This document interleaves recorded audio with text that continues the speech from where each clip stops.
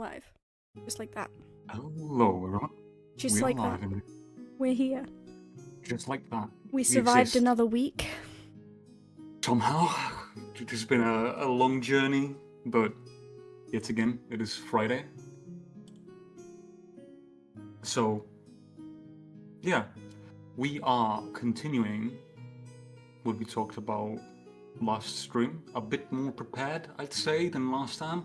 We realized when we went into the world building last stream, it's been a bit of a, shall I say, experimental journey. Because That's one way of we putting started it. off, Mhm. we started off with like a concept, and before the stream started last time, we had to decide to actually do one more race.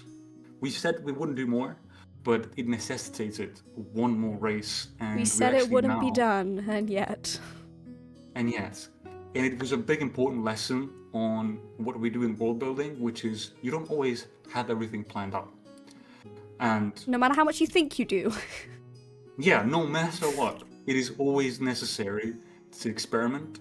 And we weren't as prepared last time because we were a bit confused as to what do we do. And we just like spitballed an idea and we kind of threw it out. We didn't like it initially because of the stigmas behind it, which is a fox-based species that is like a humanoid fox, basically, similar to like I don't know, like Katha in Star Wars or Khajiit in Skyrim or whatever.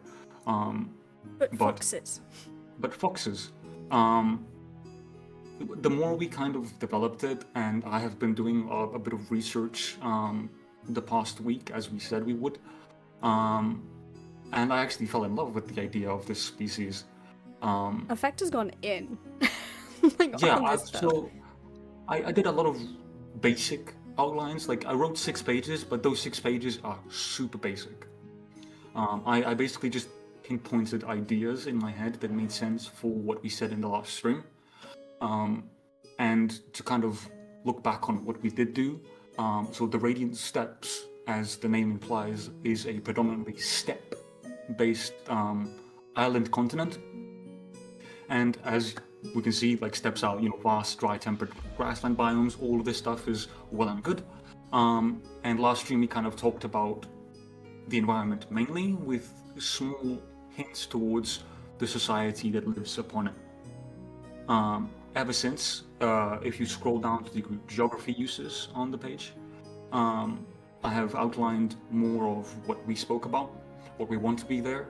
So we made sure to include the steppes containing grazing plateaus, seasonal migration routes, having herd animals, mobile architecture, and broad sky visibility, because we talked about the local species being in tune with like astronomy and migrating a lot, being vagabonds in a sense, the way that like old medieval Mongolia was in a way, because Mongolia and Russia and we even have some in Latin America and North America as well. There is certain steppes in those environments. In the US, I think they're called prairies, if I'm not mistaken. Yeah, I think so too. I mean, like, they can be vastly different from this kind of dried out brown look as we see here in, the Central Asian steppe, Mongolia. Then you've got Mongol's grasslands further down, which are just very green. Then you've got the Siberian steppes here, which are obviously very different colour palettes again. So there is so much variation in steppes. They come in so many, they come in so many. Which is kind of nice, because it gives us a bit more creative freedom in that. Absolutely. As long as we stick to these central geographical themes. Yes, exactly. And because of that, the natural conclusion came to people who look to the skies a lot. We talked about religion and theology and gods in this world a lot previously. And a conclusion that we came up with for these people is to actually make them not as spiritual, but more so academic as people. So they view the world from a more academic and intuitive standpoint. So when looking at the skies, More scientific, like, yeah, in general. charts, pathing, seeing the constellations as like pathing, like, oh, go towards, I don't know, This constellation and it'll get you towards this place, Yeah. or, It's like the whole try how to to figure figure out north, south, east, and west without a compass type deal, exactly, like, I don't know, in real life you'd be like, yeah, go towards the Taurus constellation, and then you go that direction, right? You go towards the Libra constellation, you go that Which way. does mean we're and gonna have to make constellations. we're which gonna I do that might- anyway. Yeah, like, I know Piggy was talking about maybe making them at some point. I know she's very busy with other stuff, but we can get some input from her on that one at some point when she has a moment, because she's very good with that stuff. Yes, absolutely. And we already have talked about stars before. Make one looking like a smiley face, is he saying, guys? Yes. You should make one that looks like a comedy and tragedy mask put together. I'm joking. That would be cool though, but no. But yeah, We'll so see. We'll see stars what are we can big do. scientific method in analysing what is rather than what could be or what put it there. It's more about Yes. the physical and visual things, you know what I mean? Indeed. And the way that I at least wrote in the document is that, like, when they research, they also just look to the physical world, a lot more utilitarian in a sense. So a lot of the academic developments occurred because of their admiration towards the stars, being cartographers, scholars, carpenters, mathematicians, is a big thing for these people. And we'll get to that, like, as Saint scrolls more down, we can look at the subspecies that we made. I used stand-in terms with walkers and keepers. Those are simply the steppe thanker and the Arctic thanker from the two separate regions on the map that we see, with the steppes and the tigers. So the upper area would be the walkers, which, as you can see, it's a big landscape with very little trees. A lot of walking distances have to be crossed to get from point to point. They have sandy, golden, kind of tan and red furs, how you would imagine a traditional fox to look like. They have a bit bigger ears, mainly because of heat, to like disperse heat a bit more and moderate it. Leaner builds because of walking a lot, and you don't want to sweat, and they already have fur on their bodies, so it has to regulate a bit. Having long tails for balance and sort of dampening the sounds, because there is a lot of wind and sound that travels through, and it's very easy to Give yourself away. Yes, Yeah. exactly. Narrower snouts, heat-tolerant biology, long-distance endurances for longer walks. I can also imagine them being quite good at scavenging and hunting. Having directional hearing, again, being able to have bigger ears allows that. And traveling at night a lot. We'll get to the night bit, because nighttime travels are very important because of the stars. And a lot of their routing would happen during night times. They're more Which they- nocturnal, basically, as a race. It makes them semi-nocturnal, yeah. But it kind of makes sense as them being fox people as well, because foxes are more nocturnal. That's true, very true, yeah. And the main roles that the walkers take up are navigators, leaders of stars. They're a bit more intuitive as people, they're a bit less scholarly than the keepers. We'll get to those in a moment. They survey areas very easily. They also are really good messengers. I set this upstream to Saint. I can imagine like a human kingdom being like, oh, I need to communicate to these people across somewhere, and they'll like send off a thanker or messenger. They'll also get to the relationship to the rest of Colabria. I'll get to that as well later. But these people also are ranchers and herders, like farmers. So they're quite strong as people, but more dexterous. Light If the that makes pyres, Gondor calls the aid. Yes. Yes, Like a messenger yes. would be the one. give that message. I like that, guys. That's funny. Amazing, absolutely. And then the keepers being the Arctic variant that are found in the taigas and the mountains, having thick white grayscale and kind of black fur that blends into the environment. They have like smaller ears. Obviously, you also want to condense them a bit with more dense fur because of the temperatures. Stockier builds, again, because of winter. Heavier tails. I even imagine, this is just unrelated necessarily, but I imagine them culturally liking to braid their tails. Doesn't that sound cool? It does sound pretty cool. I mean, foxtails aren't quite as... They're bushy, but there is more structure under them than, like, there is. horsetails and stuff. Yeah. They do have, like, muscles and stuff in there, so... Absolutely. It would be a lot harder. I mean... Yeah. But, like, the longer, like, fur that is on these, I can kind of just see that as, like, a small... Like tight braiding, like tight skin braiding, yeah. Yeah. It's unrelated, again, this is something I thought about. They have, like, dark eye rims because of snow. If you look at actually snow, it's very bright and very damaging to the eyes. And the ocular vision. So they have that kind of dark rim, and you even see that in humans. Humans in deserts and snow areas will often use dark eye makeup to put under the eyes and around the eyes to stop the light from bouncing. Yeah, exactly. So this is kind of a biological implementation of that. They have a tolerant cold biology. They burrow a lot, as foxes do anyway. Night vision is, in my mind, a bit more like with the Arctic foxes. It's probably in both, to be fair. I'll probably biologically put it in both for sake of their race stats. Yeah. But the main difference, I think, between them will be the cold versus heat and, like, endurance kind of versus, like, perception-based, probably. Like, awareness. Do you know what I mean? I feel like walkers would have more awareness-based skills, and keepers would have more like the endurance-based skills. Agreed.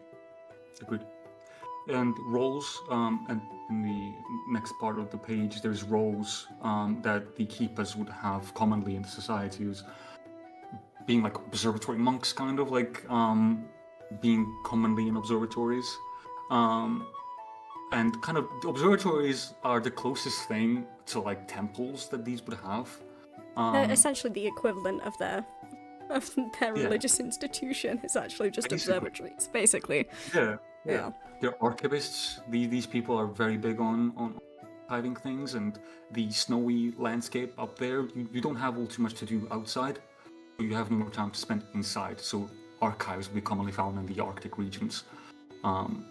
Same as cartographers, because of their elevated positions, being able to outline the environment better with maps and that sort of thing. Which, if anybody looked at real life cartography, it's fascinating.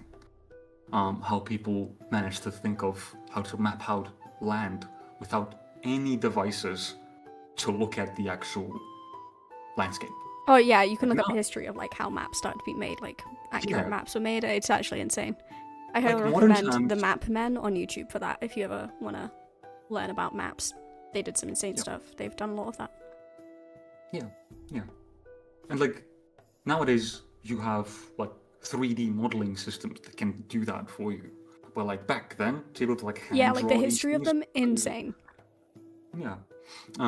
Also with paleontology, which we'll get to in a moment, we did speak about that last time, being very like focused on fossils, but like mainly, well, no, not just in general fossils, right? We discovered that paleontology talks about both herbal and animal remains, but because of the nature of the Vancouver, animal fossils are more commonly searched.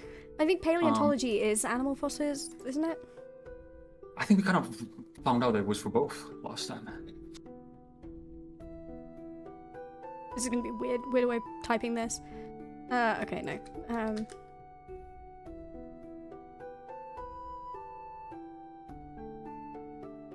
prehistoric life through the examination of fossils. Oh yeah, it is. including Okay, it's animals, both. Why was I thinking? Yeah, there you go.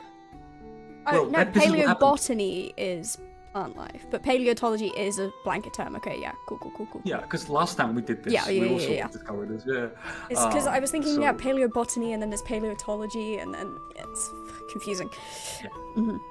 And because of their utilitarian disposition and kind of research-based people, they also established their mythology a lot on fossils, as we've discovered about how they do namings. They name things after stars, as well as their mythologies. It's just a cultural... Like ancient creature names, or like different. Yeah. So their kingdom is actually. So it's the kingdom of Korthas, and we talked a bit about this last stream. That a Korthas is an ancient mythical creature that's supposed to be quite strong and defiant, you know. And that's kind of where they get their name from. Obviously, like, we kind of joked about, like, maybe they... Well, not joked, we talked a little bit about maybe they found, like, part of a fossil that they don't know what it belongs to, and it's, like, big and terrifying, and so this mythology developed of something called the Korthas, which is how then, like, through kind of Chinese whispers, you know, myths and legends changing and developing over time, it's become, like, one of their foundational myths. Which is pretty cool. Yeah. Which also puts into chat, Crate Dragon. Yeah, like the mythosaur in Star Wars. For Mandalorians and stuff like that. Hey, Flex. Flex is over on YouTube today. Look at that. Would you look at that? Hi, Flex. Oh, fuck you, Flex. Play nice. But yeah, no, like that's the kind of theme we're going for with them. Like, they use a lot of mythologies based on bones they find and creatures they find, you know, like, and develop these tales and stories of how these creatures once lived, partially based in science and partially based in, like, the wonder of it all, you know, making these long stories and mythologies about them, and kind of, like, leading it into the kingdom's strength now, being like, yeah, we live on the land of these great old ancient beings, kind of thing. Hence the name of their kingdom being named after perhaps the most legendary or revered of those mythologies. Absolutely. Which is kind of fun. Very fun. I really enjoy that part of them because it's very different to the other cultures that we have. And I just like that idea in general. I also put in that they're carpenters, because for some reason it made sense in my head that they would be really good at handiworks and like making instruments and tools and stuff, yeah. Tools and things, yeah. Mathematicians and record preservers and meat curers. We talked about meat curing last time. And how that's a big export of theirs towards the eternal planes, as well as the pirates of the pirate nation of Colabria. Oh yeah, I forgot about this. Sorry, side note, I've actually updated the entire world paper map, and you can now see a complete updated paper map on the website. Oh my god, amazing. Yeah, I took loads of time, I've updated every single map. They're pretty much all complete now, apart from this one, which we're working on. In fact, every other map is complete, and you can find them on their respective context pages. But yeah, incredible. It looks so nice. Sorry. Yeah, thank you. I spent a long time doing this. It took fucking ages. Also, Flux, your oars got by a bear, my guy. But yes.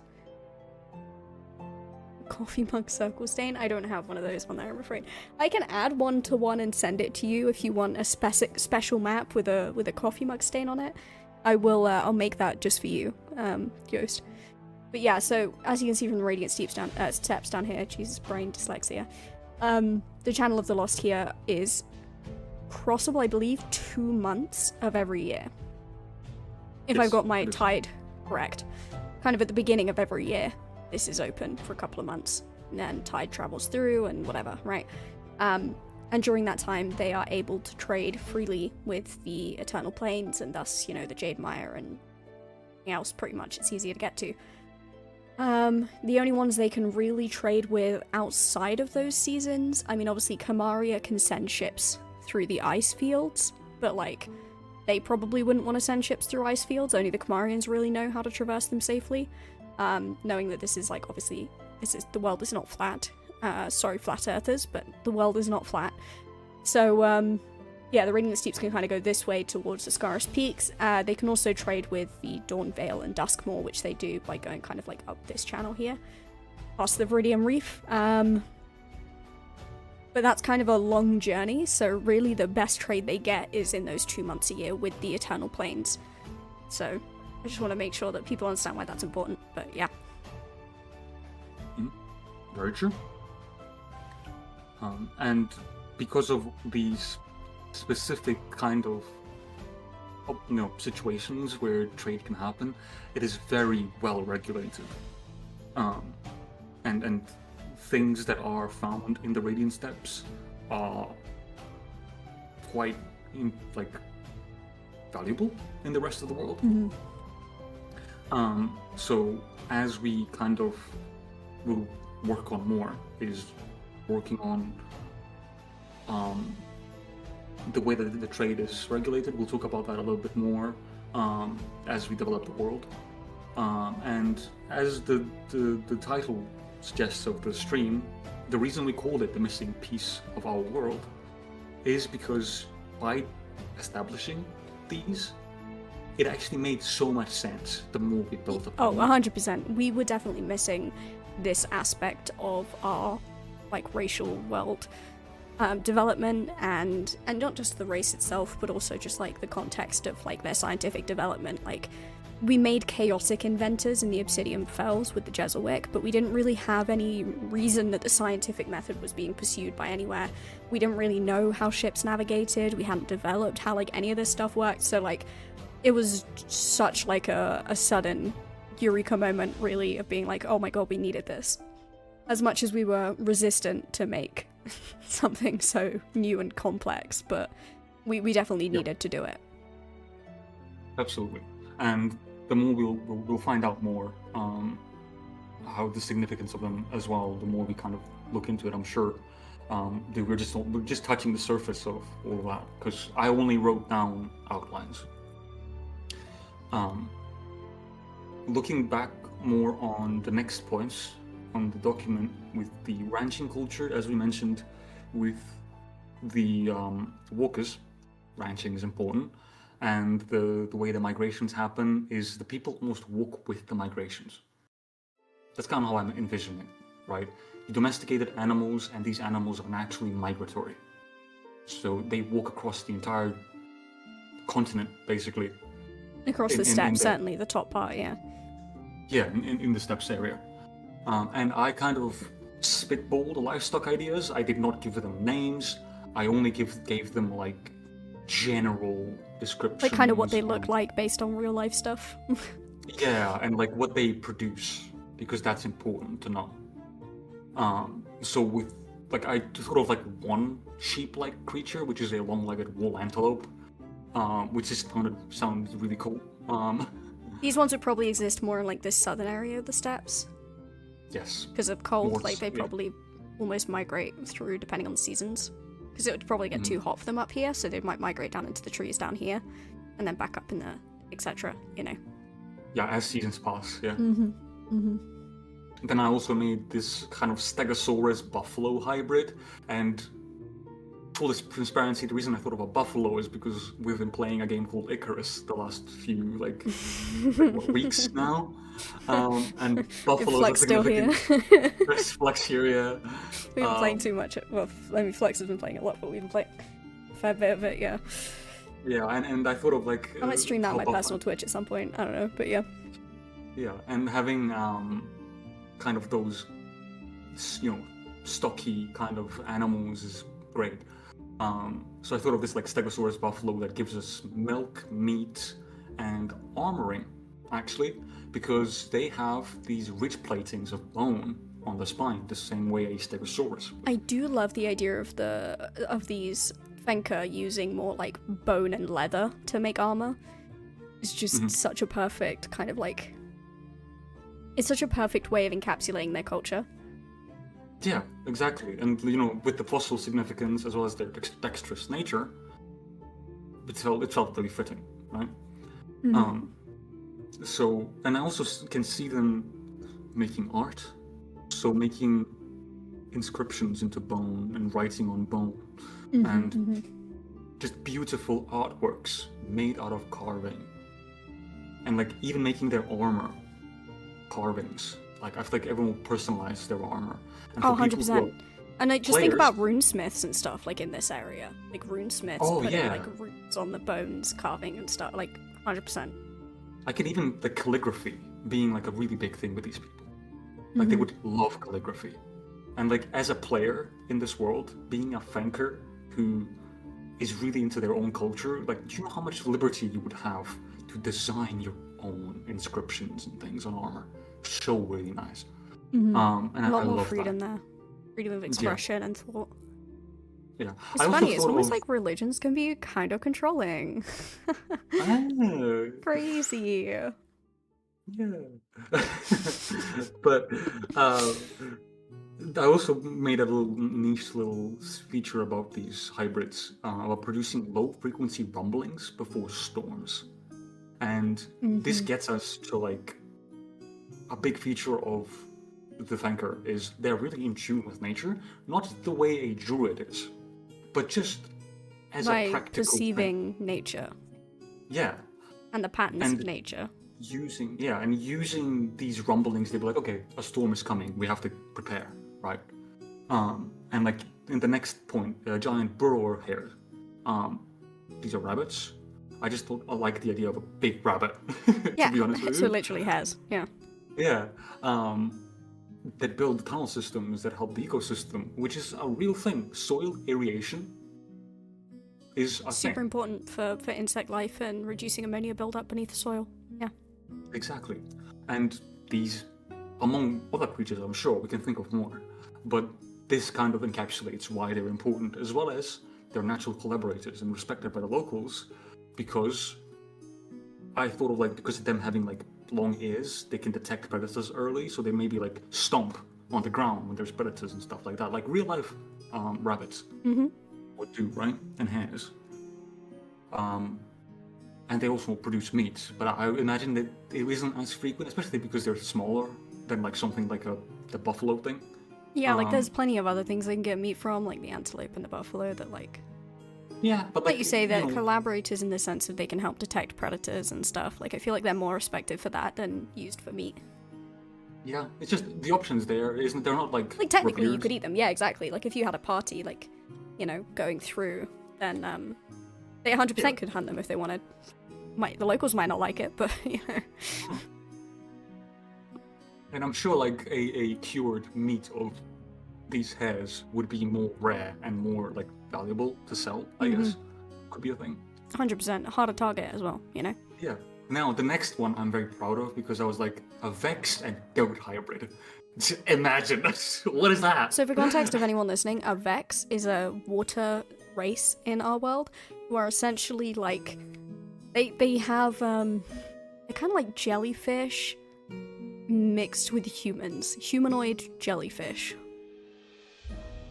Does that make sense? Yeah, they're Because they have like the jellyfish like thing on top of their heads that helps to like push water out to help them swim faster. Then they also have like tentacles as tentacles. like from the waist down, basically. Yeah, it sounds kind of confusing here. Not the not our proudest creation, but they're great. Trust Yeah, they are great. They're like our water. They're a playable race because they can live on land as well as in water. Although they don't particularly like land. So. But yeah. And basically, I made this idea of a creature that has horns, the way a goat would, with a pointed forward horn structure, with gripping soles, the way a tentacle would have gripping tentacles, right? Like suckers? Yeah, but that's on the sole, and they're like, it helps grip on the ground very easily and climb, because goats are climbing creatures as well. They are, that's Well, true. They can climb trees. Not like too, it's Squidward. great. Ghost. Not like Squidward. No. They have these sensory tendrils for direction because they don't have eyes. They don't even have eye sockets. They do not have eyes. Terrifying. I know. And they produce ink. So they're very useful. They're very strange. You made some strange shit effect. Yeah, I mean, I needed something that will like, oh, how do they get big amounts of ink for writing, right? And how do they make certain equipment, you know, especially for like horns have ivory in them typically, and ivory is really commonly used for like telescopes and things, as well as instruments, and other equipments, you know, like.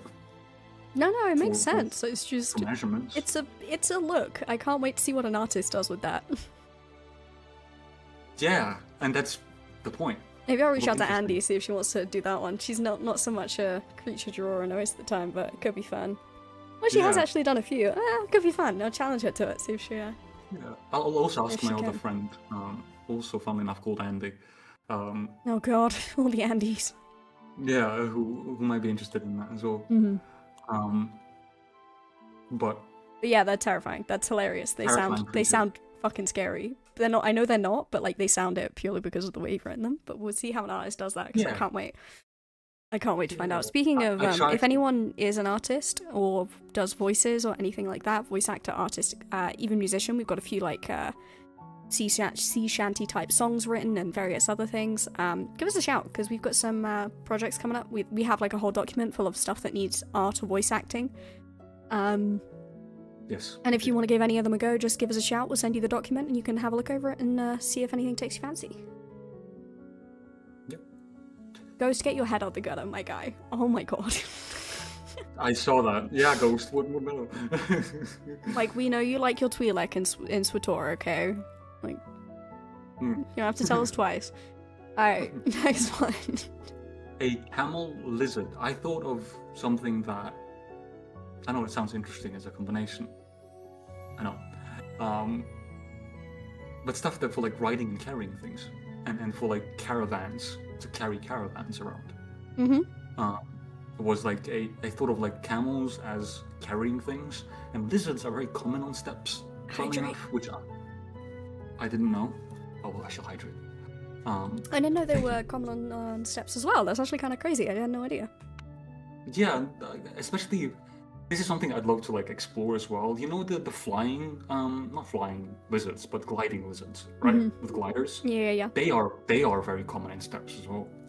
We should have some. We should have like flying squirrels there and stuff like that. And yeah, maybe some of those as well.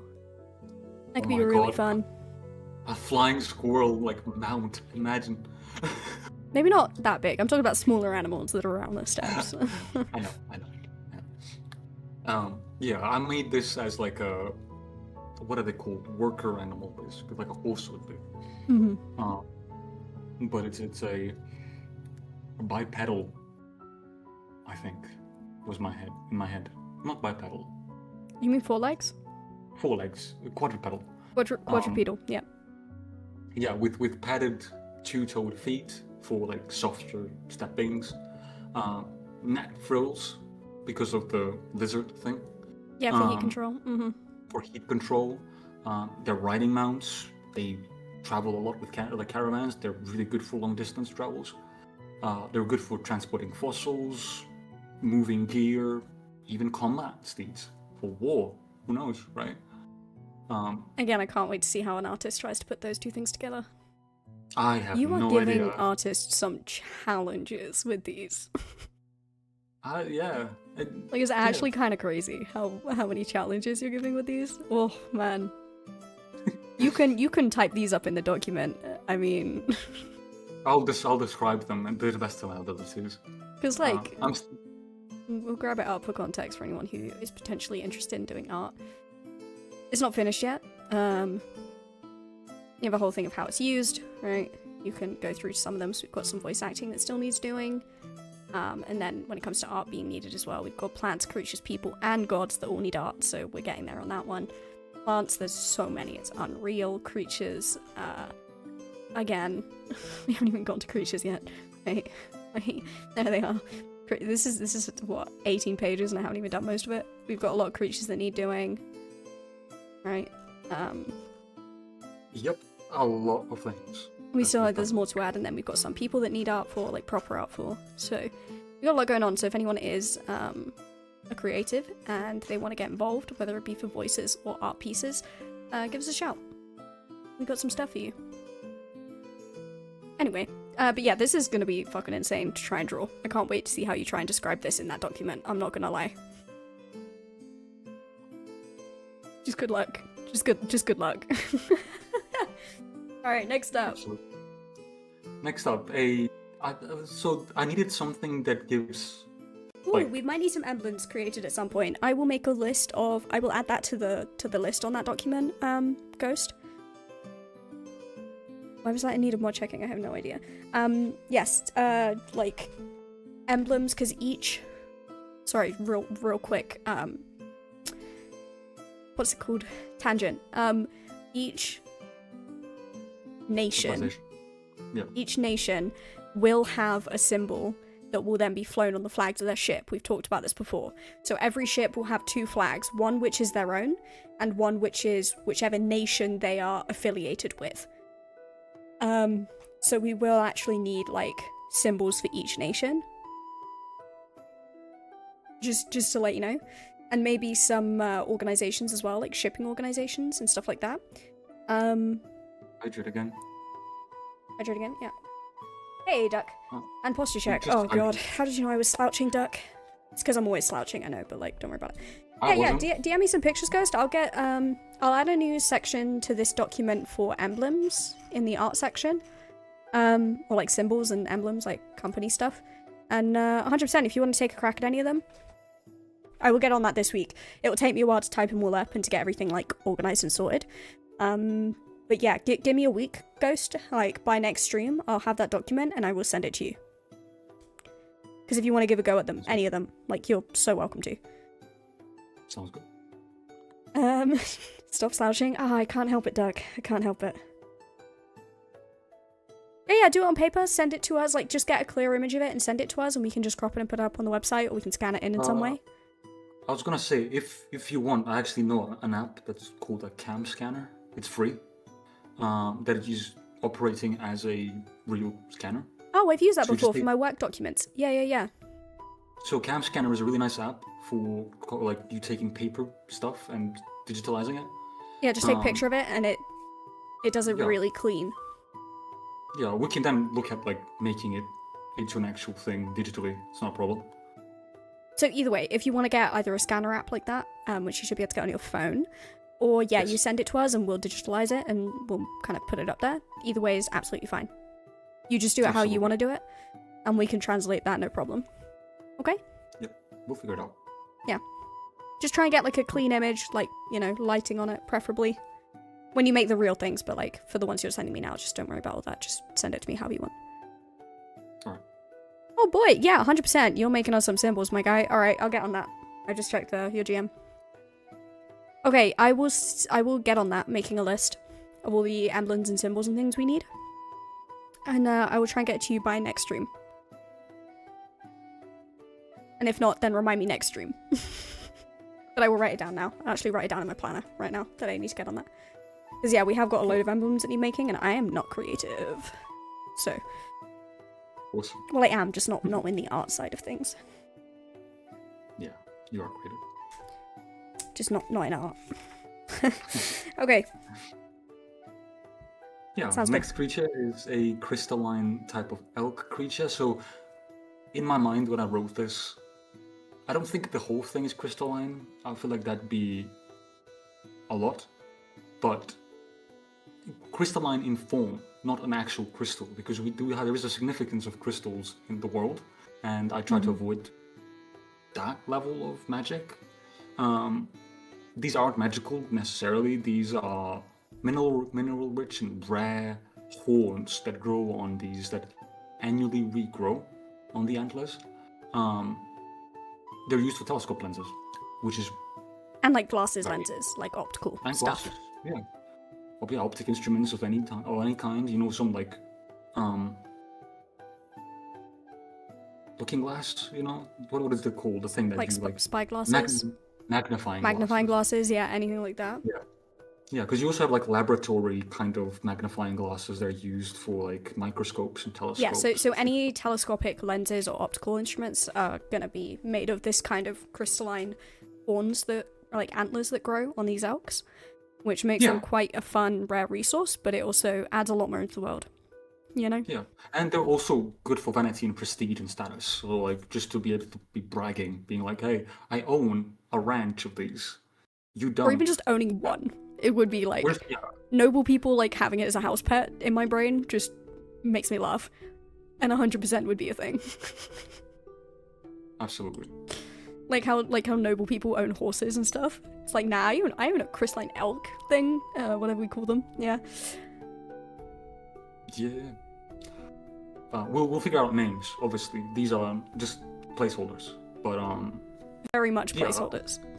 yeah. I just thought of like this can be like one of the. We could make more of these kinds of important creatures, but we'll see. The next one is a chicken-like livestock because I was thinking, you know, chickens are important in real life. They're literally the most raised livestock that we have in the world. There's more chickens than humans, I'm pretty sure. But these creatures are flightless steppe birds Just that gonna are write mated. this down.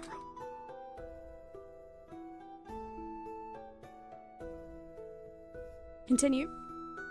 I'm just putting Duck's idea down because I like that. Simple, to the point, a calc, which is a Calc. sign out. Yeah. Yeah. Nice. Yeah, so they have sail-like feather fans below the beak, with nutrient-dense. This is just a visual description. I thought of something nice, I guess. And with the wind being very abundant in steppes, I was like, you know, that makes sense.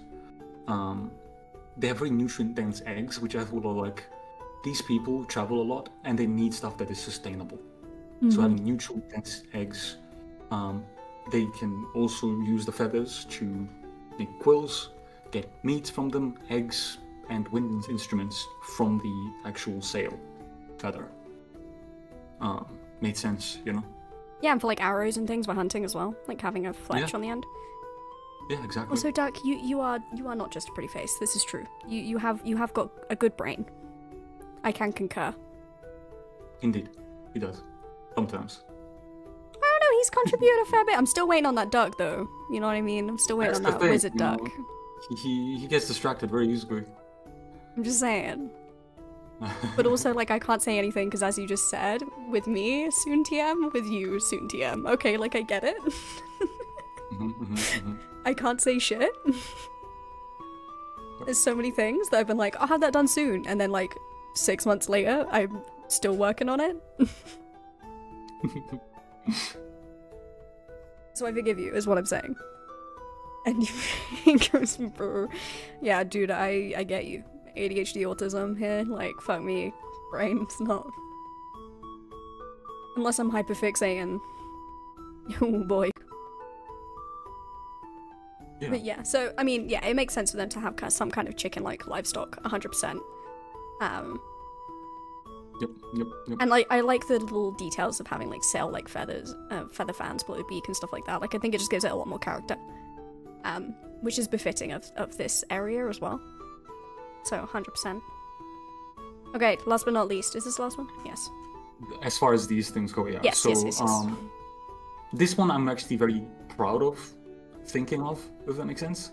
Because I was like, we need a shepherd dog of some kind. And I was like, you know what? They're night active.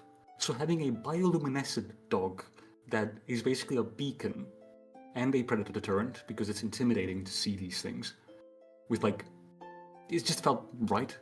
Does that make sense? These are companion animals with many breeds, the same way as our dog would. A steppe-adapted canine with the symbiosis with a fungal filament in the fur, right? That's insane, but I love it. Which is activated by body heat and adrenaline. So if someone is in danger, they just glow, right? You know, like a what's it called? Hedgehog would just, you know, get the needles up. They just start glowing, and you are using that when alert. And have unique glow patterns. This is also great for a player. You can design your own patterns for your companion. And these creatures look like, you know, coyotes, hyenas, mastiffs, kangals, worker dogs. You know, they're great guides. Have reflective eyes without pupils, just to add some like more uniqueness to them, if that makes sense. Mm-hmm. And you know, I came to realize they remind me a lot of like dog Asima, which are like Yeah, dog Asimar in D&D yeah. Asimar. Yeah. Because they have that like that light-inspired, protective kind of like part to them. I love that though. That's actually brilliant. It's really fun, and I like the design of that element of that. They're also like family companions. You can have them at home. They're often named after the stars. Made sense as well, right? Mm-hmm. They're Especially also have their by like scholars. glowing features and stuff. That's Yeah, and they're being studied by scholars. That fungus can be, in my mind, maybe that can be extracted somehow. To make like their filaments. bioluminescent ink. Yeah, And yeah, dial and chart illumination produce. That's incredible. yeah. This made sense in my head. When I saw it, I was like, yeah, this amazing. Mm-hmm. Hello, welcome to the chat, and thank you for the follow, by the way. Star Wars Central, love that name. We're a creative writing project that's focused around helping people and like teaching how to build and develop fantasy worlds for TTRPG systems. We're currently on our last area, actually, of our world map, last civilized area, I should say. We still have to do the North and South Pole. You can see all of our progress over on our website, but generally we just like to be creative, chat about like different animals we can create, races, designs, currently building our own TTRPG system as well, which is nearly playable, so that's pretty cool. We just basically want to encourage creativity and show people that even if you don't have time to make an entire world on your own, you can put your ideas in here. We'll find ways to put them into the world and have your ideas out there. Everyone gets credited for different things on the thank you page as well, so if you do get involved, you will have your name added to the contributors list. We've also got some artists and voice actors involved for some of the other stuff. So yeah, I think that pretty much explains it. We have got a Discord where like everyone shares like their own projects, what they're working on, gets some advice and opinions on them, and things like that as well.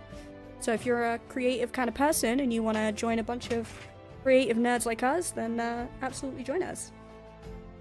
Have a soothing voice? I don't think so, but like thanks. Yeah, you do. Do I? Damn, we need to start getting those stories out on the YouTube. I swear to God. We do. Definitely do. Do you play Which is something no, we've worked. Minesweeper? Doug. Also, Star Wars Central is a friend of mine who. Oh my God, welcome in. Who I have told him about Colabria before, but I never showed him. And it's like, taken live him this thing. long. No, I'm joking. I appreciate you. I coming know. along. Yeah. Kind of crazy though, not gonna lie. Yeah, and hopefully, like this gives him some ideas about what we're about, and actually gives him some like inspirations. Because I know he's a good creative. He's very talented himself, and Yeah, oh my God, dude, if you have any projects you're working on or anything like creative you want to share, join the Discord 100%. Effect, do you mind putting the code up? So, yes. on Discord, like there's a whole section where you can open up a new thread, put in what you're working on, your ideas, any maps you've made, any like concepts you have. If you want any advice or opinions, or simply just to share it with other people, you can put it up there and people can respond with their thoughts on it, and like you can collaborate with other people on stuff if you're stuck on any kind of creative process. So absolutely join us if you're into that kind of stuff. If you know, everyone suffers with creative block sometimes and burnout. So if you just need a little bit of a nudge from other people, just give us a shout, you know? We'll support whatever the hell you're working on. And we love our sci-fi too. Me and Effect are obviously we're big Star Wars fans too. That's actually how we met, so on SWTOR. So that's a wild story, but yeah. Yeah, Duck He's also into a knows lot of stuff. Star It's Wars questionable, but he's a good egg. Nudges me? Wait. I'm being nudged. Ghost, why am I being nudged?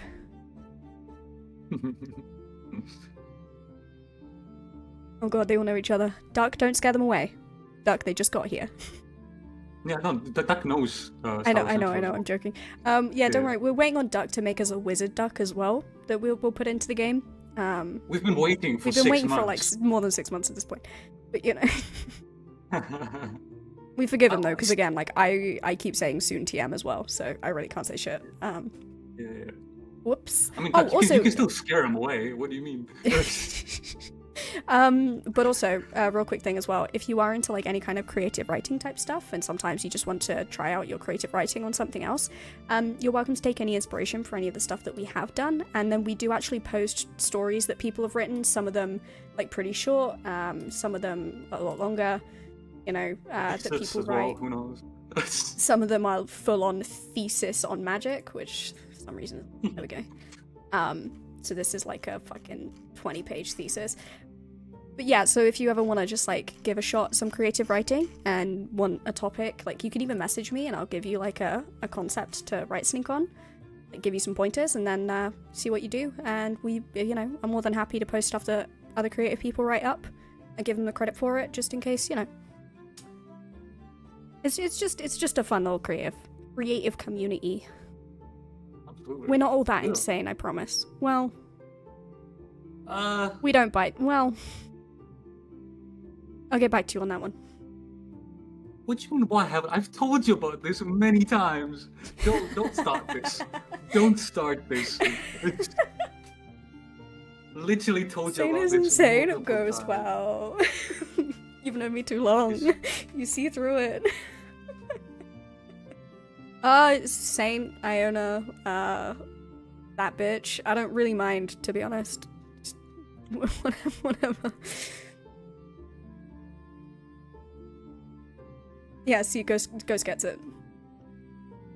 Effect is being much nicer than me on this one, but yeah.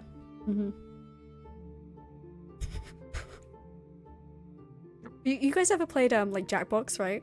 Like my name I'd always put on Jackbox was just that bitch. Am I British? Yeah, I am British, yeah. British, yeah. Aye, fuck off, mate. Yeah, no, I am British. My accent merges so much though. I honestly don't know what it's like sometimes. Wait till she goes full London and goes start saying bruv. Oh, don't. I ain't been up to London in a while, so. Yeah. Look, T's are just too hard to pronounce. You're from Hull. Oh, fair. I don't know if I'd say I'm proud to be British, though. I've studied too much history for that shit, but, yeah. Anyway, this has gone, like, so off track. What were we talking about? Oh, yeah, creatures. We'll get there. I mean, yeah.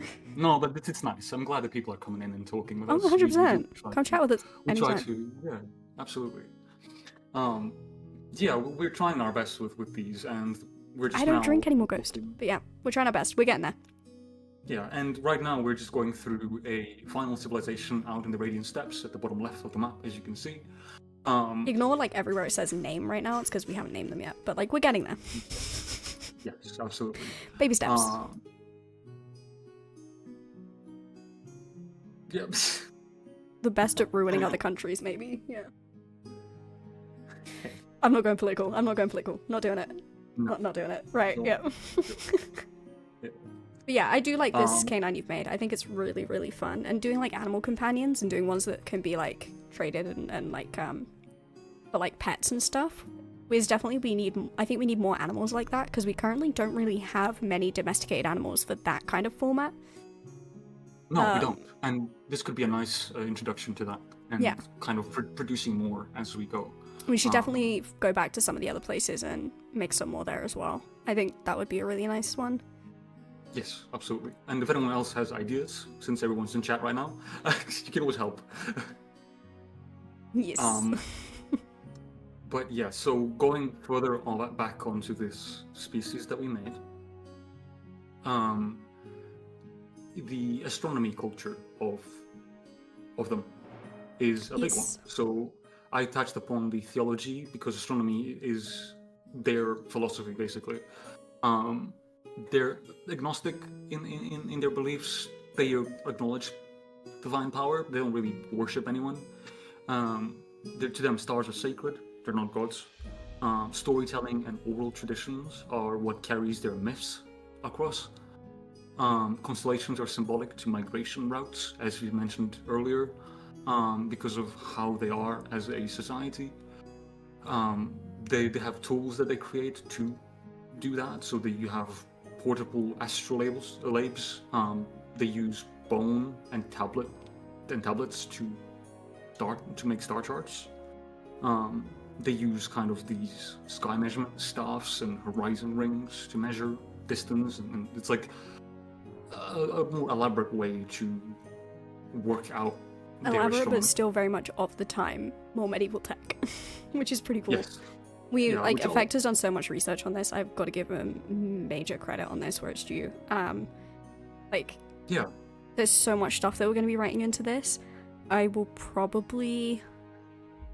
There's going to be a lot of web pages that we're going to need for this, but I think that's worth it 100% because this stuff is going to have a major impact on the whole world and how everything runs, which is you kind of explained a little bit below.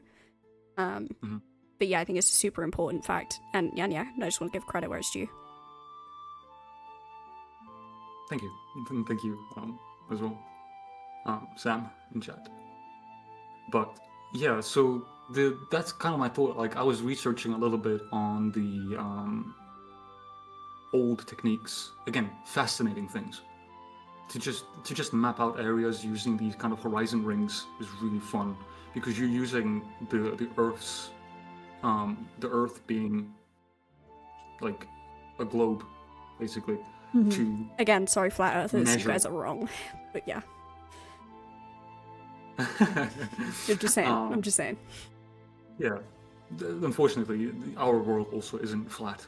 The Sesame or is a planet.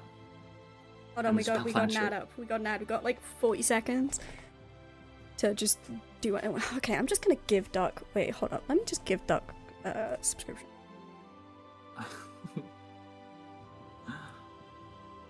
When I remember how to do that.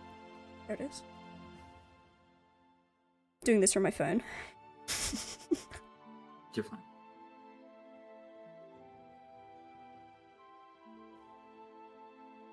Because he's like always complaining about ads. And I'm a nice person sometimes. Keyword sometimes. Alright, there we go. Has it gone through? Yeah, cool. Yeah, it is. Thank you for the subscription. Yes, Safely. thank myself for the subscription for my own thing, just to get Duck to not complain about ads. Actually, I know hilarious. he complains a lot. He really does. Here we go. So now he can't complain about ads because he ain't got any ads now. There you go. There you go. That congrats. You're welcome. And our subscription. I will say I really want to highlight the fact though, I really do have minimal ads up, right? Like I really have minimal ads up. Like so there's a minimum on Twitch. There's a minimum, right, that you have to have like over a space of time to be able to make any money on Twitch. And I do have it set to that, but I swear to God they keep raising that number. It's actually unreal. It's doing my head in. So I'm sorry. Sorry for the ads. My personal Twitch account is not subscribed so that I can see when the ads are happening. So that we can filibuster until the ads end and then we can come back. But it's fine. Also, our subscription badges have all been made. Who made them? Piggy did. Yeah. Yeah, my amazing other half, who is currently not in chat because she's watching a film. But yeah, she made them, and yeah, they're amazing. I love them a lot. They're really, really nice. So you get to enjoy that, Duck, as well. Yeah, he's just got the crayon for now because that's at level 1. It's fine. He's a crayon eater. It's fine. No, I support her watching a film because she's watching Iron Lung, Markiplier's new film. I'm planning on going to see it next weekend with Flux, maybe. But yeah, so 100% fair. Crayon, I'll eat it. God damn it, Doug. Don't eat the crayon. Don't do it. Bad idea. Bad idea. But yeah, back to what we were saying. So in terms of their development of the world, how they've impacted the world of Colabria, and this is somewhere we've noticed that they've filled in a lot of gaps that we had. So Effect, if you want to go on through. Yeah, absolutely. So we already made a Sesame calendar before. We haven't really talked about it on stream before. We will get to that at some point. I don't think we need to do that now. But they've developed it as well. Contributed to the Camarian ship navigation. There's Flux in chat now. Hi, Flux. Yeah, he doesn't know that I'm going to drive up and drag him out, but he does actually. We talked about him. But Yeah. yes, so they've developed a lot of like ship navigation stuff for Kamaria. Ship navigation, yes, and Kamaria has thus far always been a bit of a wild card of our world. Kamaria is the nation of the pirate nation of the Scarus Peaks, and we started off with them. For some reason, worst decision we could have made. Begrudgingly, it brought us a lot of pain, because they are probably the most versatile nation that we made, and we had nothing on them. Yeah, we but- kind of made the mistake of doing a nation that relies heavily on other nations before we developed any other nation. Now we've obviously finalized a lot of that stuff as we've developed the rest of the world, which is great. But yeah, this has given us some much needed information on how they navigate. And incidentally, because of that, they became a global power in a way that they control the seas. They're like former pirates who technically still pirate, but don't tell anyone. Yeah, they have a secret pirate fleet still that take out any other competitive naval trade ships, but that's not the point. Literally, nobody can do any big trades besides them, and if someone attempts to, they get moderated. They have ships, like, their ships are in every port and do most naval trade on behalf of companies and stuff, so Yeah, pretty they're like touchy about it. mercenary traders. Yeah. So because of that, we are like the reason they navigate and the reason they know everything is because of the Fanker navigational technology that has been developed through. So the Fanker species basically is our world's Greece in a way, and like ancient Arabia, right? Like the way they all brought everything out, right? Like Islamic Golden Age kind of shit. Yeah, basically. Basically, Yeah. And yeah. Like ancient Greece, like, you know, Socrates and such versus kind of clashed with Islamic Golden Age and yeah.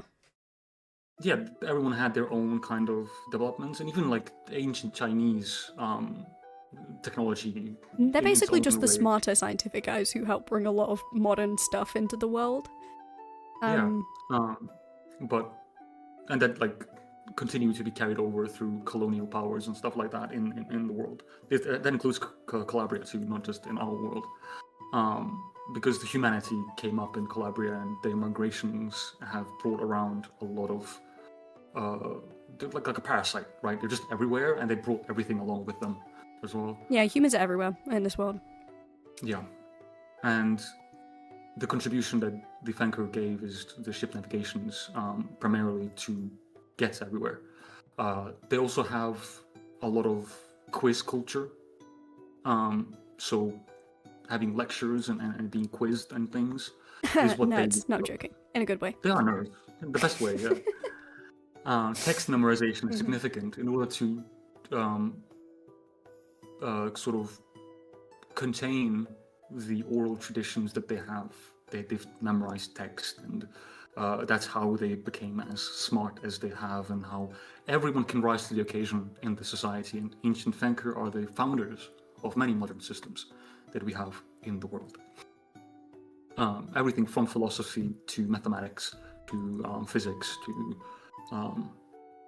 tools. And it really was a gap that we had, because before we got to this final continent and decided that we were missing something and needed to add like a new, completely new, different kind of group in, we had a lot of like religious-sided ones, you know, like the Dawn and the Dusk Elves being obviously sons and daughters of Archer and Adita, who are literally divines. You know, having the humans who, I mean, they're more like war-focused, territory-focused, prop, you know, basic stuff, not so much into the science side of things, more about looks and nobility and money. You know, the dwarves pretty much are, again, quite religious, even though they are, like, good forge experts and such. They're still not, you know, they're not on as worldly, like, they have a very specific niche kind of skill, which is very important for our world, but, like, we didn't really have this side of things covered, and I think it's quite important that we've now added that in. Yeah. There is a document that I'm working on that talks about the technological advancement, and this is gonna complete it. So You said that now. No, I'm joking. You say that now. I mean, No, hopefully it will. It should, actually. yeah, because the document that I wrote that a while ago, a long time ago. I remember when you made it. Yeah, No one needs to and look at how that many Google Docs we have. It's actually concerning. But yeah. don't worry. Yeah. But I tried to, but I always like I never finished it because something was missing, and this is exactly what was missing. Yeah. So moving over to the paleontology element of them as well, the contribution to actually mapping out history is also what these people brought, which is big. So finding the history of the land, myths of the land have been also discovered through fossils, proof of planetary cycles, important. And it feeds this agnostic view on death and humility. You know, it's very humbling, right? To think that time passes, and they have that kind of almost adjacent view to the Dusk Elves on death. More of like the peace in transitioning, like everything is cycles, there's nature cycles and such. Yeah, exactly, and it feeds onto the Dusk Elven myth a little bit, but viewed from a more analytical perspective, I guess. Which ties more of a back scientific one rather than religious. That's all. Yeah. Which goes to show that, like, you know, religion gets one thing right, but it needs reality a little bit to like the present, the material groundings, yes. And yeah, they also see these fossils as warnings written in stone, you know, never to be super prideful and always to remember to be humble. And there's that level of spirituality that, as far as spirituality goes, can be applied. The practices with paleontology include dig site mappings, really good at that. Excavation caravan guilds, I can see them also walking around the rest of Camaria. Not Camaria and the Elven lands, and pretty much the rest of the world in general. I reckon that they travel a lot, you know. Yeah, whoever lets them through, you know. Certainly, like the Eternal Plains and Jade Mire as well. They're probably the kinds of people who would try and get onto the Isles of Tarn because they know there's ruins there, but like that's super dangerous, so they... Yeah. I feel like if any group is bold enough to try it, though, it would probably be them. Yeah, because, okay, so we haven't really spoken about how the combat prowess, you know, goes into this. They're not weak, these people, but they're definitely the type of people who are going to try a peaceful route before.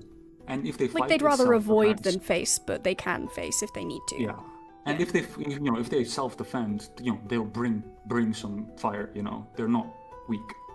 They're not harmless, but they won't seek it. Exactly.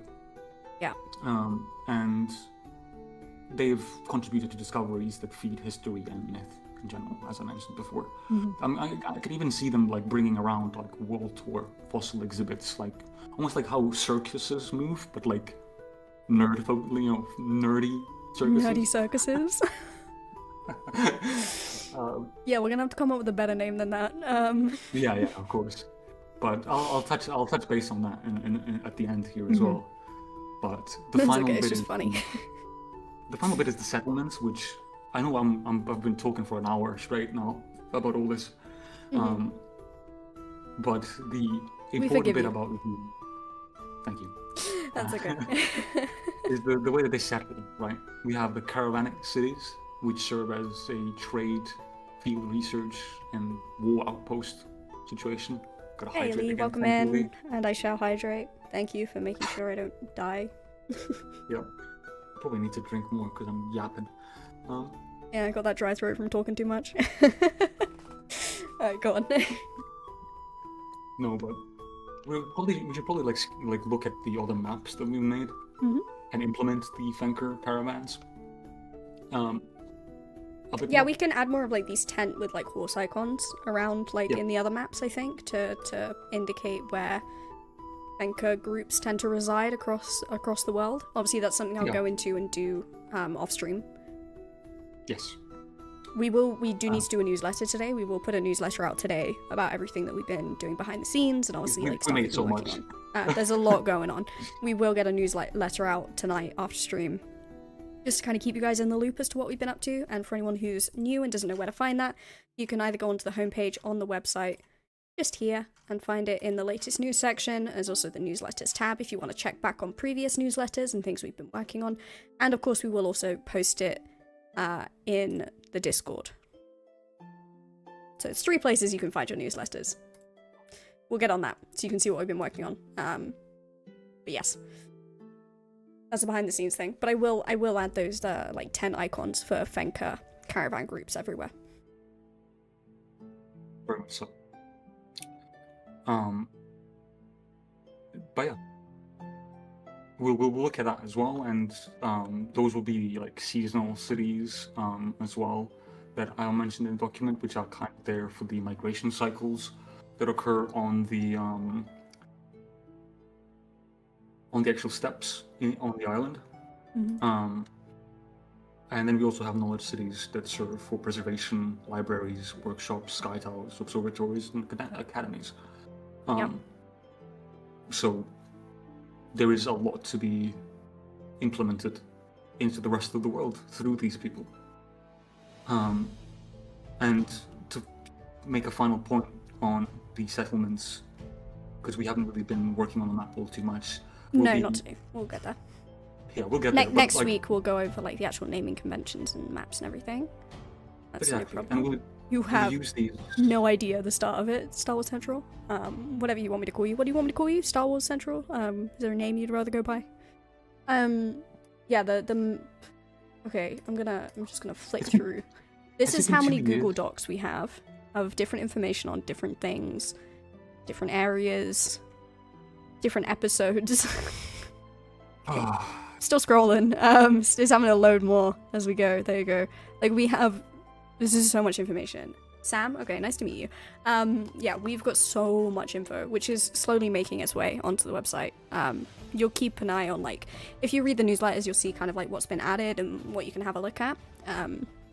We are planning on getting some more like short format videos and long format videos out there on our YouTube and TikTok as well, just to kind of give people a little bit of an easier time getting into the world without having to read like shit tons of information. With my so-called soothing voice and effects as well. We'll be getting that stuff out there ASAP. We're working on it. We're working on being more public with it as well. Yeah, and just making it more bite-sized as well for all of the new people joining.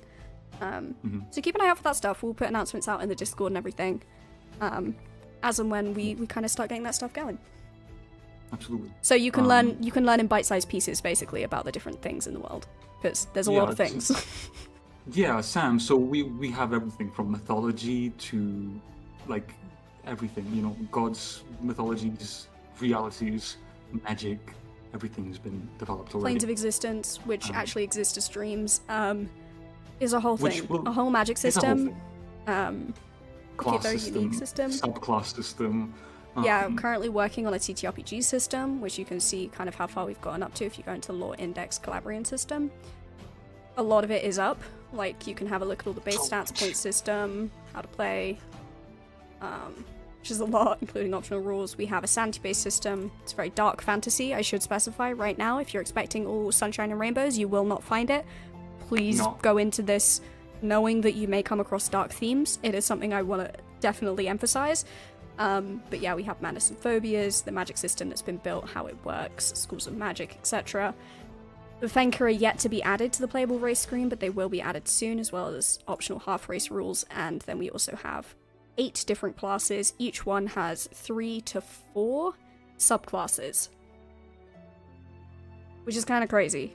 And then we also have 4 additional specializations based on crafting, which work as a separate thing, which is an optional rule thing for GMs.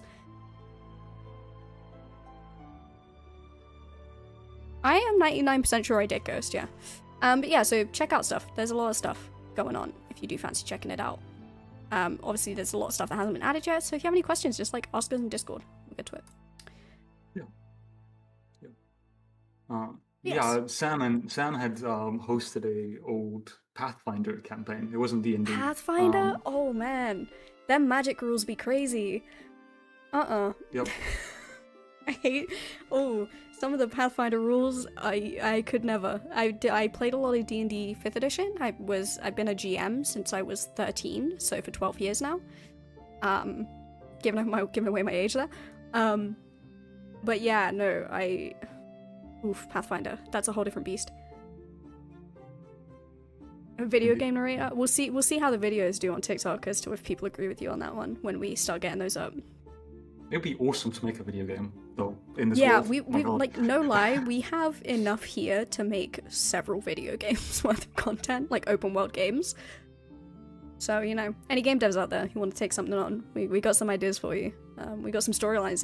I'm making one-shots at the moment. I've made 4 one-shots already. Don't worry, Ghost, I'm developing that spider-based one in the blood web for you. Don't worry. I know you want that one, so I'm working on it.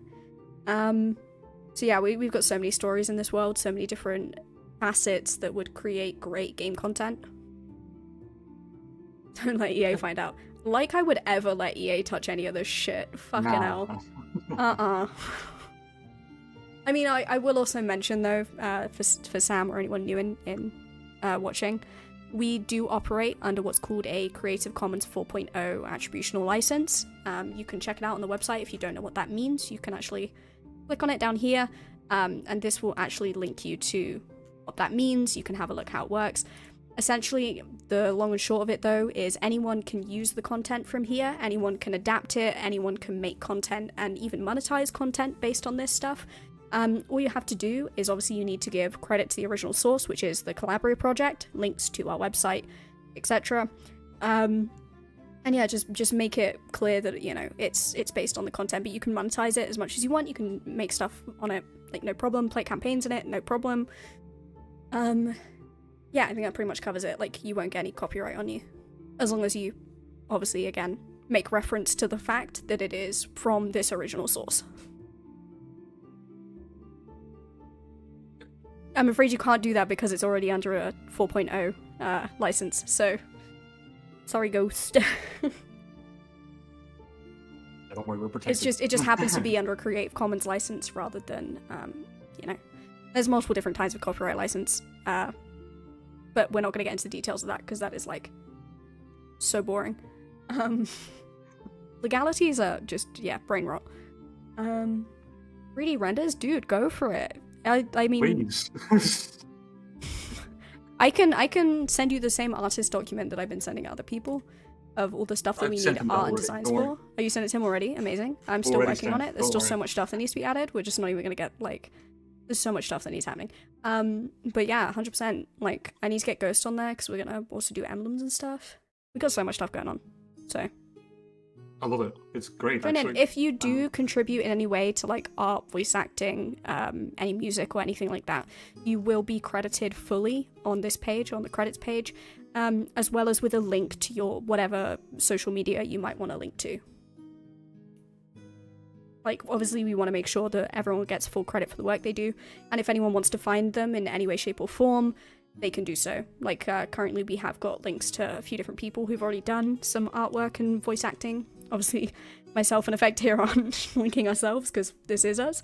But yeah, so if you do contribute in that way, you will be able to let us know how you want us to link you, how you want us to refer to you, etc.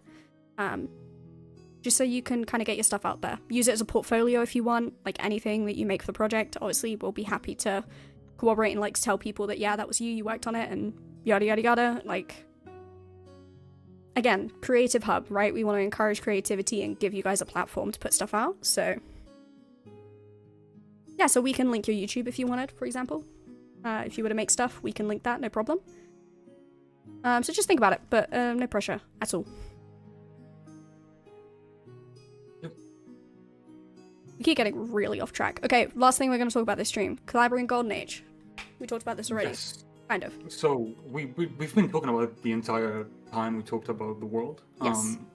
Kind of how we diversified the rest, and lore-wise, without getting too deeply into the lore, the great cataclysm of the Great Divide, which we see on the main map, there is a desert in the midst of it, which in summary is due to a divine war between siblings, who are the divines of the world. And primordials. It was very confusing.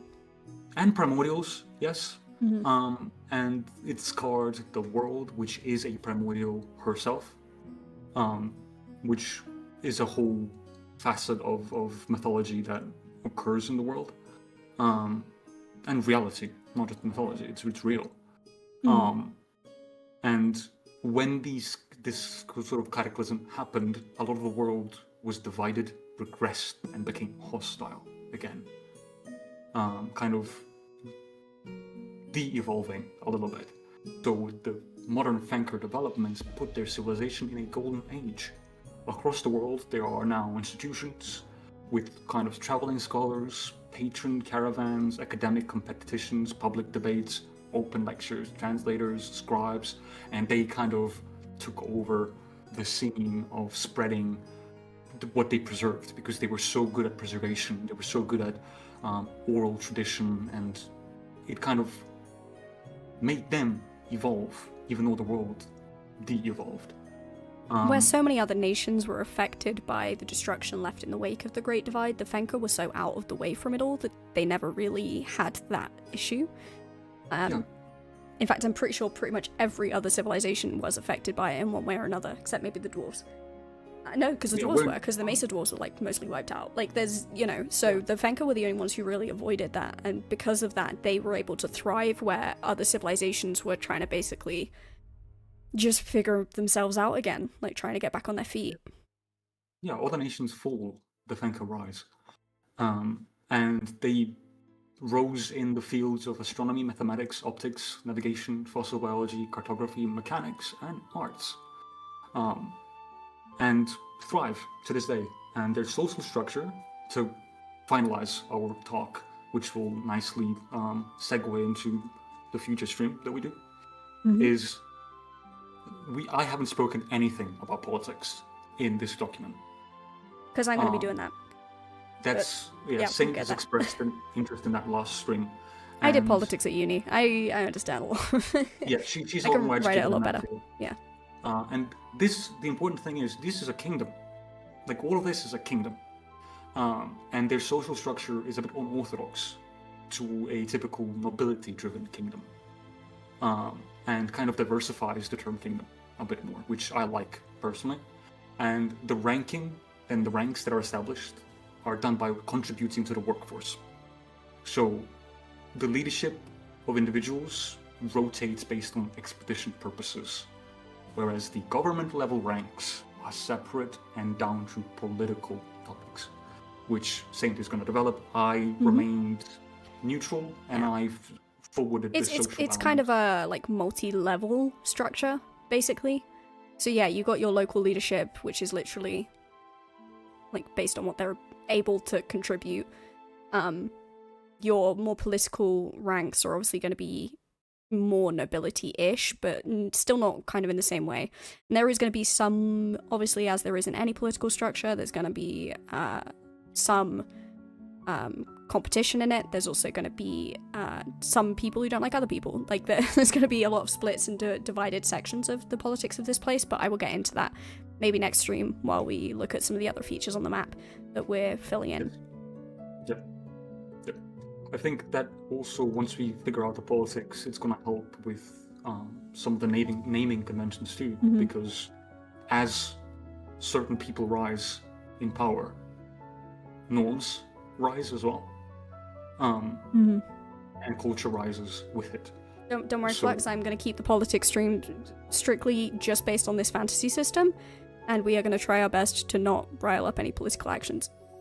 It's not really my thing, talking about politics in chat. Not real life politics. Fantasy politics I can deal with. I can make that real easy. And we'll only spend a very short amount of time on it next stream, I think. We're going to mainly focus on finishing the map and kind of getting the final foundations of this area done. Because once that's done, we can, we actually have so much other stuff that we can move on to, which is pretty exciting, so... Yeah. I won't stress too much, but we'll see how it goes. I'm going to keep it brief. I'm basically going to write it behind the scenes, though, and then just let people know how it works, how it functions. Same as a lot of the other stuff, but we have got a long list of goals that we're working on doing this year, so we'll be able to move on to some of the other stuff and really get involved. I will probably in the near future also, once we've done this area, I might do a couple of streams on the TTRPG system that we're developing for anyone who wants a behind-the-scenes look at how to develop a TTRPG system, all the work that goes into them, and the kind of like, you know, to give ideas if you have any of anything you want to see in a TTRPG system or in classes and stuff. We'll have a few of those conversations, I think, in the near future once we finish this region, just to let people know some of the stuff that's coming up. Which I know Effect isn't necessarily... The stats and stuff is more my grounds, so it'll probably be me leading those streams. But that's all okay. I can do is provide a lore background to the statistics that we do. That's usually what I do. I can do stats, but I am not as prolific with it. Yeah, I've spent far too much time playing loads of different systems, and I kind of... I mean, I'm a bit autistic in it, so I'm pretty good with that. I'm dyslexic and autistic, so of course I better with numbers.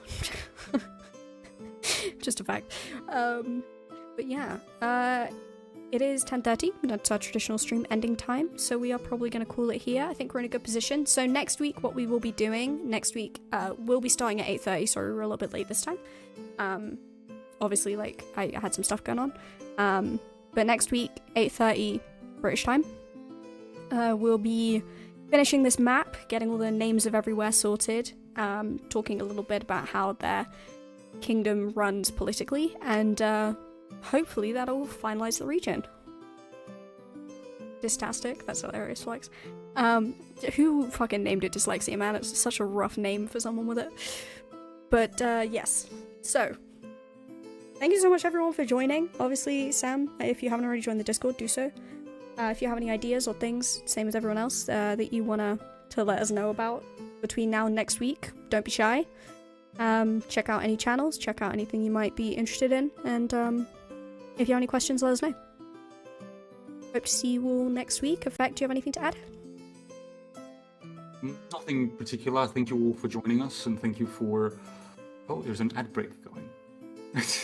Yeah, it's fine, we're ending anyway. No. Thank you all for joining, thank you for talking in chat. I think I want to just say thank you for that, because the more you guys talk, the more it gives us energy to talk. Oh, 100%. It is really difficult. It is really, really difficult to make things up on the spot. And by talking with everyone and by engaging with chat, it makes even it so about much random more... topics. It makes it way more fun. Yeah, you can come in and talk about anything. I'm just grateful to be able to respond to things instead of just talking. It takes a lot of energy to talk. And it's just really fun to see people have opinions and thoughts and help build this. So, to anyone out there, please do join chat, talk with us. We're not that scary, I swear. Well, depends on the day. We're normally not that scary, I swear. Well, Effect's never scary. But, you know. Can be. That girl. No. No. I try not to be. Oh, it's the least intimidating thing I've ever... but no, seriously, we're more than welcome to just come ask questions. No question is stupid. Absolutely. Like, if you have anything you want to know, anything you want to ask, related or otherwise, if it's related to any other creative endeavor that you might want to know about, just give us a shout. Yeah, that's where we're going to end this week. So yeah, come by next week where we finish off this region completely, and technically then finish off the civilized areas of our world map. And Lux, you were great this stream. I agree with your comments. What happened to that bison again? Anyway, so I will see you guys next Friday, 8 p.m. 8:30, sorry, British time. Have a lovely week. Bye. Bye-bye.